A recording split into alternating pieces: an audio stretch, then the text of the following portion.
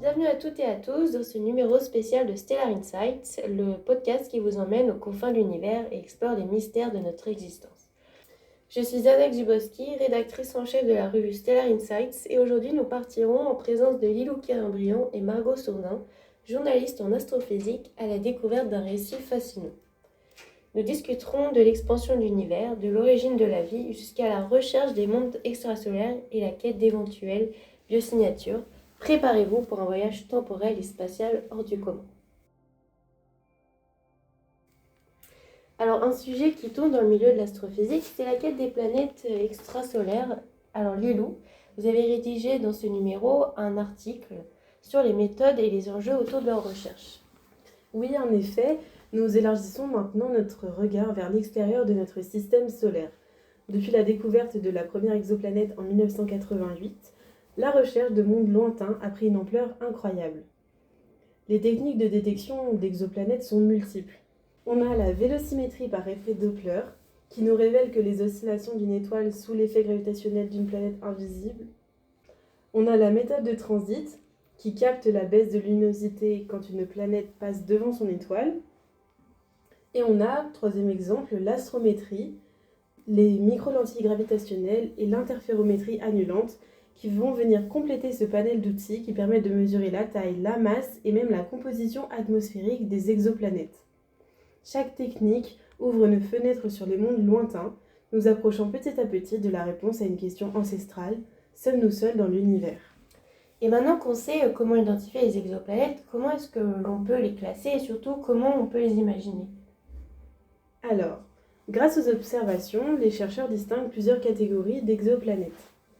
Les géantes gazeuses, qui sont comparables à Jupiter ou Saturne, les planètes neptuniennes, riches en hydrogène et en hélium, les planètes terrestres, qui sont donc, comme leur nom l'indique, semblables à la Terre, et les super-terres, qui sont en fait un intermédiaire en taille entre la Terre et Neptune.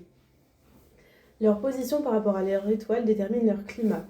Trop proches, elles vont subir des vents solaires violents, mais si elles sont situées dans la zone habitable, c'est-à-dire ni trop chaude ni trop froide, elles pourraient même abriter la vie.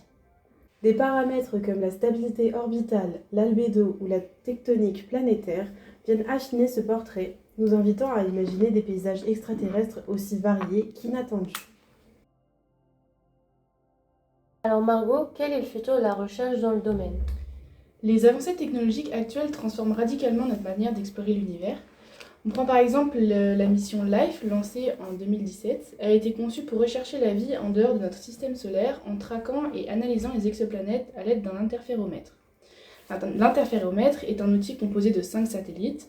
Un analyse les rayons infrarouges et les 4 autres collectent ces rayonnements. L'interféromètre utilise la méthode d'interférométrie annulante pour capter les rayons infrarouges de la planète. Cependant, les rayons ont tendance à réchauffer les appareils, ce qui fausse les mesures, donc l'outillage doit être conservé dans une chambre froide à moins de 260 degrés. Les scientifiques peuvent alors détecter d'éventuelles biosignatures, comme la présence d'oxygène ou de méthane, indicateurs d'une activité biologique. On peut prendre comme autre exemple l'intelligence artificielle, par exemple le programme ExoMiner, qui joue un rôle crucial dans le traitement d'énormes quantités de données issues des télescopes Kepler, TESS ou encore l'observatoire Vera-C-Rubin.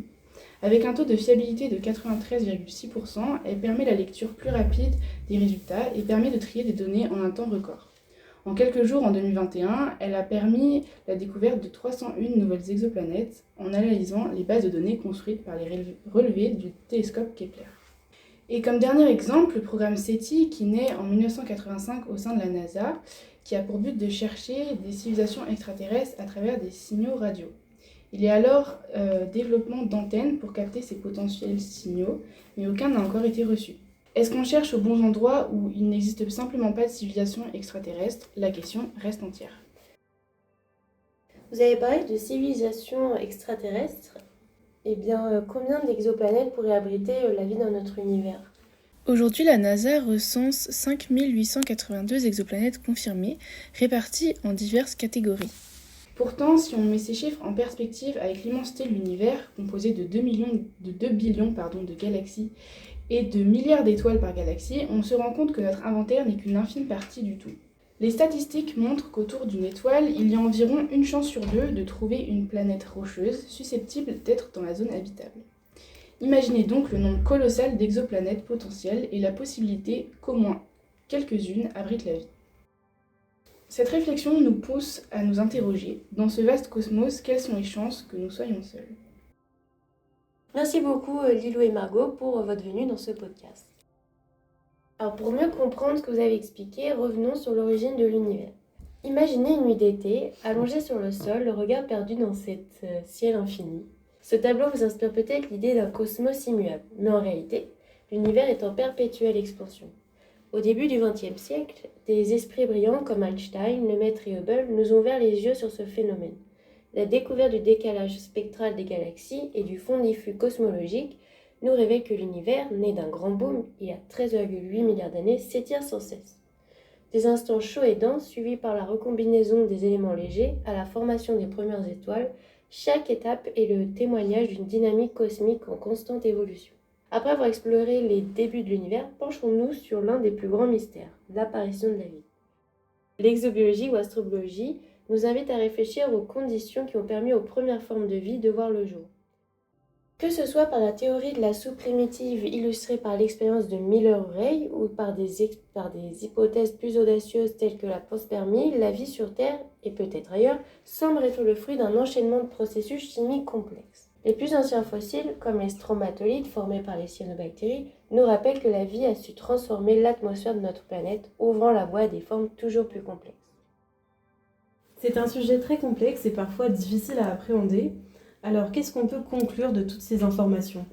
De l'expansion de l'univers aux subtilités de la vie sur des mondes lointains, notre voyage nous a montré à quel point la cosmologie et l'astronomie moderne sont riches de découvertes. Les technologies de pointe et l'ingéniosité humaine ouvrent chaque jour une nouvelle page de notre compréhension du cosmos. Merci de nous avoir accompagnés dans cet épisode de Stellar Insights. N'oubliez pas de vous abonner pour ne pas manquer nos prochaines explorations et partagez ce podcast avec tous ceux qui, comme nous, rêvent de percer les mystères de l'univers. C'était Anna Juboski, rédactrice de Stellar Insights, en compagnie de Lilou Kérin-Briand et Margot Sourdon. À très bientôt pour de nouvelles aventures interstellaires.